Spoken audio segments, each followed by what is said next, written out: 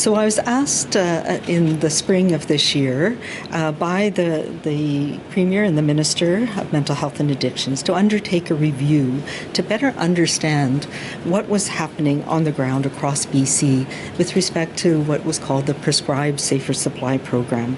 And this was in response to many voices that we heard in media, in the public discourse, in the political fora that were expressing concerns and challenges and some very concerning issues. So the review was aimed to understand the challenges faced by people who prescribed safer supply, by people who access or tried to access the program, and as well, and importantly, to understand the broader societal impacts of the current policy and programs, and advice on whether the policy should be continued, and if so, and very importantly, how do we improve and maximize the benefits and minimize any potential harms? As you can tell from that report, there are very important stories and voices there, and they are varied.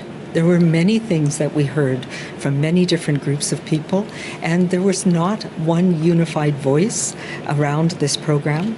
There was, in many places, some conflict between different groups of clinicians as well.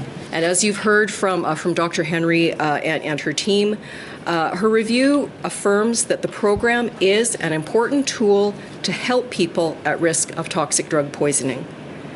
We are reviewing the recommendations with our partners to determine next steps.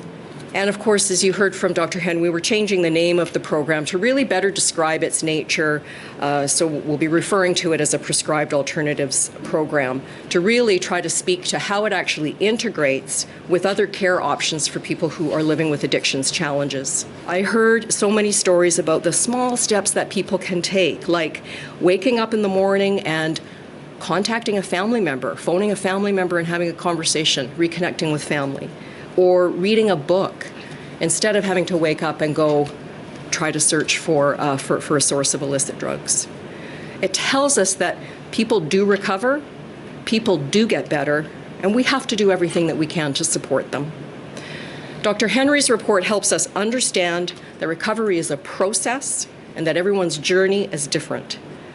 As many pathways as there are to addiction, we have to provide as many pathways out.